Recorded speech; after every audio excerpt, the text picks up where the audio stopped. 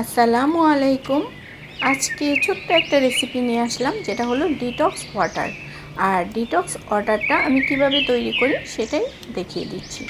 প্রথমে আমি 1 জগ পানি নিয়ে নিয়েছি, আর এর মধ্যে কিছুটা শসা কুচি, লেবু কুচি, মানে স্লাইস আর কি, যেভাবে কেটেছি সেটা তো আপনারা দেখতেই পাচ্ছেন। আর দিয়ে দিচ্ছি কয়েকটা পুদিনা পাতা। এখন দিয়ে দিচ্ছি আদা কুচি। আমি সামান্য হলুদ কুচিও করে নিয়েছি, সেটা দিয়ে দিলাম। এখন দিয়ে নিচ্ছি একটা লেবুর 4 ভাগের 1 ভাগ। এই যে দেখেন আমি কিভাবে রসটা বের করে নিচ্ছি।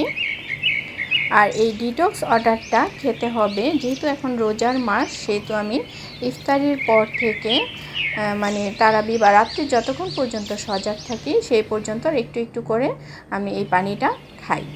আর এর মধ্যে পিঙ্ক সল্ট দিতে হবে।